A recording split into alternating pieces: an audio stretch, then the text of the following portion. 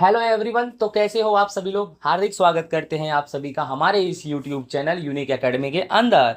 तो विद्यार्थी मित्रों, आज हम गाला असाइनमेंट बुक 2026 कक्षा 12 विषय नामा का मूल तत्व अर्थात अकाउंट का पेपर नंबर 5 का सेक्शन नंबर ए बहुत ही सरल और स्पष्ट भाषा में आपके समक्ष प्रस्तुत करने जा रहे हैं। पर वीडियो को प्रस्तुत करने से पहले ये बोलूंगा, अगर आपने हमारे चैनल को सब्सक्राइब नहीं किया तो सब्सक्राइब करो, बेल आइकन पर क्लिक करो, जिससे मेरे वीडियो का नोटिफिकेशन आपको 1 बाय 1 मिलता रहे। और हाँ, वीडियो देखने के बाद अगर आपको वीडियो अच्छा लगता है ना भाई, लाइक कर दो, कमेंट्स कर दो यार। आप थोड़ा सा मुझे आश्वासन दोगे तो मुझे अच्छा लगेगा ना। ओके, वीडियो को प्रस्तुत करने से पहले कुछ एक अच्छी सी लाइन हो जाए। क्रोध तेज हवा की तरह होती है। व्यक्ति का जो क्रोध है ना, वो बहुत तेज होता है। जैसे हवाएं होती है ना, वैसा ही होता है। कुछ देर बाद यह ठंडा हो जाता है। जैसे हवाएं खूब तेजी से चलती है, आंधी जिसका नाम है आंधी। हवाएं खूब तेजी से चलती है, उनका नाम है आंधी। उसके बाद अचानक आंधी क्या हो जाता है, बंद हो जाता है। इस प्रकार क्रोध भी हवाओं की तरह होता है और कुछ देर बाद यह ठंडा हो जाएगा। लेकिन तब तक कई शाखाएं और पत्ते टूट चुके होते हैं।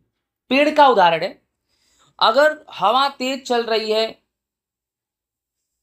और कुछ समय बाद ठंडा भी हो जाएगी, लेकिन तब तक पेड़ के कई शाखाएं और पत्ते टूट चुके हैं। इसीलिए क्रोध पर नियंत्रण रखना सीखो। क्रोध आपके साथ साथ आपके परिवार को भी बर्बाद कर देगा। ओके, चलो चलते हैं आगे।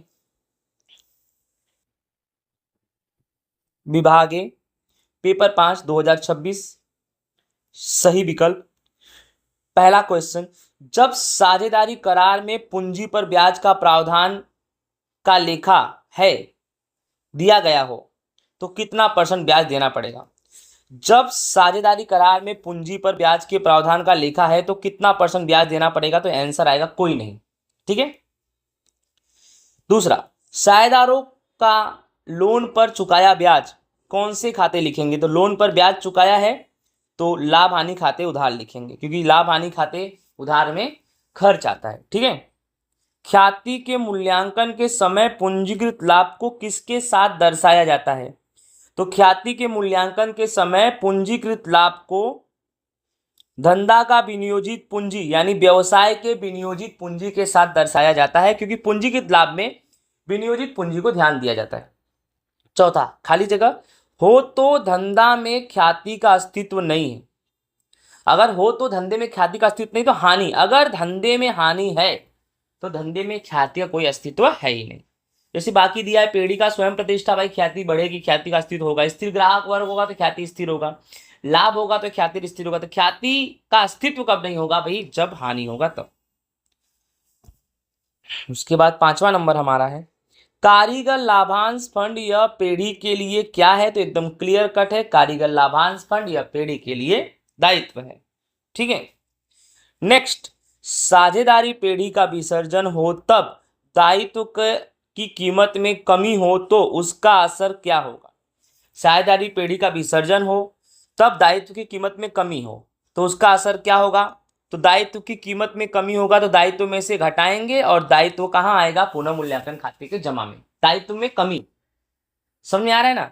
दायित्व में कीमत में कमी हो रही है तो दायित्व में से घटाएंगे और दायित्व की कीमत में कमी पुनः मूल्यांकन खाता जमा में लिखेंगे। नए साझेदार अपने भाग की ख्याति रोकड़ में लाए तो उसे क्या बोलेंगे, उसे हम बोलेंगे ख्याति का प्रीमियम। कभी भी नया साझेदार जो प्रवेश करे अपने भाग की ख्याति रोकड़ में लाएगा तो उसे ख्याति का प्रीमियम कहेंगे। अभी और अमी समान हिस्से में लाभ हानि बांटने वाले साझेदार, यानी अभी अमी समान हिस्सा मतलब एक एक, उन्होंने आभा को 1/4 भाग पर प्रवेश दिया तो अभी और अमी का त्याग का प्रमाण ज्ञात करो। आंसर आएगा एक एक। कैसे, तो आपको एकदम क्लियर कट बता दूं कि ये दोनों समान हिस्से में लाभ हानि बांटने वाले साझेदार हैं। राइट, एक एक। और इसमें बोला है त्याग का प्रमाण ज्ञात करना है, तो ये पुराना प्रमाण हो गया और सवाल में नया प्रमाण दिया नहीं है तो पुराने प्रमाण को ही त्याग मान लेंगे भाई। निवृत्त साझेदार पेढ़ी के लाभ में कब तक हकदार रहता है। निवृत्त साझेदार पेढ़ी के लाभ में कब तक हकदार रहेगा, तो आंसर आएगा अंतिम वार्षिक हिसाब से निवृत्ति तक। अंतिम वार्षिक हिसाब से निवृत्ति तक साझेदारी पेढ़ी के लाभ में निवृत्त वाला साझेदार हकदार रखता है। ठीक है। 10वां, साझेदारी पेढ़ी के विसर्जन के समय विसर्जन खर्च कौन चुकाता है? तो विसर्जन खर्च पेढ़ी ही चुकाएगी ना भाई, सामान्य रूप से पेढ़ी ही चुकाएगी विसर्जन खर्च। संपादन खाता किस प्रकार का खाता है? ये पहले भी आ चुका है, उपज खर्च खाता।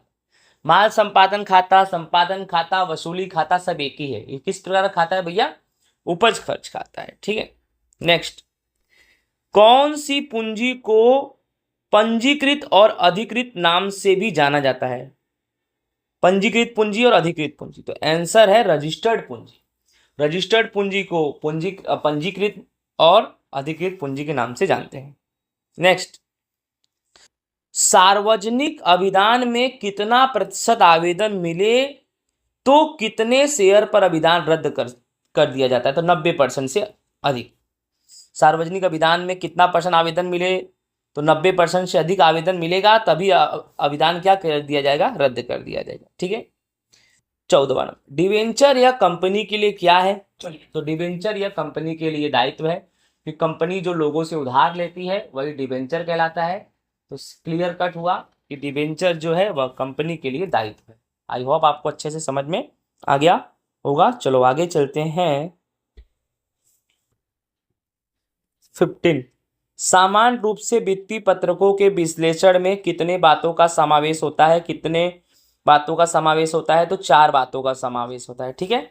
वित्तीय पत्रकों के विश्लेषण में 4 बातों का समावेश होता है। आगे चलते हैं। 16वां, अलग अलग वर्ष के वित्तीय पत्रकों की तुलना किया जाता है, ऐसे विश्लेषण को क्या कहते हैं? अलग अलग वर्ष के वित्तीय पत्रकों की तुलना किया जाता है, ऐसे विश्लेषण को समतल स्वरूप का विश्लेषण कहते हैं। कौन सा विश्लेषण? समतल स्वरूप का। आगे, निम्न में से कौन से गुणोत्तर का समावेश प्रणालीगत में होता है? तो मिश्र गुणोत्तर का समावेश प्रणालीगत गुणोत्तर में किया जाता है। Clear cut. नेक्स्ट, निम्न में से कौन से गुणोत्तर को प्रमाण स्वरूप में दर्शा सकते हैं? तो कौन से गुणोत्तर को दर्शा सकते हैं? तो चालू गुणोत्तर को। भाई प्रमाण को अनुपात भी बोलते हैं, यानी कौन से गुणोत्तर को अनुपात में हम दर्शा सकते हैं? तो चालू गुणोत्तर। ठीक है। 19वें पे आ गए हम भाई। धंधा की सभी संपत्तियों में प्रथम नंबर की प्रवाही संपत्ति कौन है? तो धंधा में जितनी भी संपत्तियां हैं उसमें प्रथम नंबर की प्रवाही संपत्ति है रोकड़। बोलो क्या है? रोकड़। उसके बाद चालू संपत्ति और चालू दायित्व कौन सी प्रवृत्ति का परिणाम है? तो चालू संपत्ति और चालू दायित्व ये परिचालन प्रवृत्ति का परिणाम है। तो इसी के साथ ये भी हमारा कंप्लीट हुआ।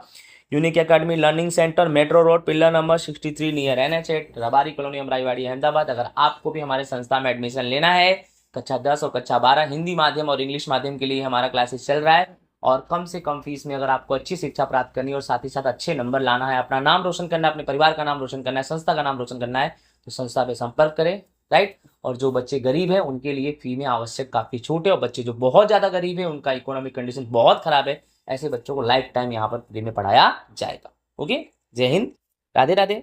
तो बच्चों ये भी हमारा कंप्लीट हुआ। आई होप आप सभी को बहुत अच्छे से समझ में आ रहा होगा और मज़ा भी आ रहा होगा। बोर्ड की एग्जाम की तैयारी भी काफ़ी आप अच्छे से करोगे, क्योंकि मैंने ऐसा नहीं किसी पे आंसर लिख के मैंने स्क्रॉल कर दिया, आपको देखना, मैंने समझा भी दिया। आपको समझना बहुत ज़रूरी चीज़ है। ठीक है, चलो बाय।